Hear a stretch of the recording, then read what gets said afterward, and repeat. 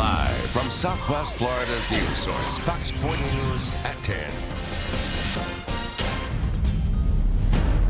Tonight, for the first time, a witness speaks. Seems strange. Describing seeing this accused killer the night he's believed to emerge from these dark waters. When he walked past me, he was obviously wet. Soaked to the bone. His hair was wet and his shoes were dripping.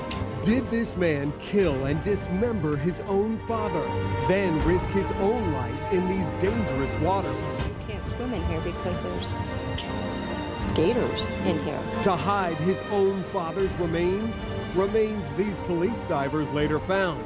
And tonight, there's a new mystery haunting neighbors. Which seems strange. Neighbors are now telling us they have spotted a box in those waters when the water recedes for low tide, and they wonder and worry if it could contain more remains. Good evening, I'm Patrick Nolan. And I'm Amy Wegman. 4 in Your Corner investigator Mike Mason joining us live now in the Cape Coral neighborhood, where neighbors tell him they are now calling the police about what they've seen. Mike? Yeah, we're here at Island Cove Apartments, and we're focusing tonight on that canal right behind me. It's hard to see in the dark, but that's where police say a man literally butchered his own father and dumped some parts of his body. Now tonight, we're going to hear from one eyewitness, and we have some breaking news to tell you about as well. Residents say that something has surfaced in that canal, which has them all on edge tonight. It was so isolated and random. I mean, obviously, it was a crime of some sort of passion. Words from the woman detectives say had a close brush with a stone-cold killer right after he dumped his own father's mutilated body. When he walked past me, he was obviously wet. 3 months after the brutal murder of Rick Marshall, this witness speaking exclusively to 4 in Your Corner. She fears going on camera, but told detectives she was walking her dog the morning she saw a man dripping wet walking outside of her Cape Coral condo. Detectives say that man was none other than 33-year-old Matthew Marshall, coming from this canal where authorities say he dumped parts of his father's body. Which seems strange because it was 7 o'clock in the morning. Nobody swims in here. It's not a swimming hole. The witness telling us Matthew was shirtless, carrying his shoes, walking intently with a blank stare as he headed upstairs towards his father's condo.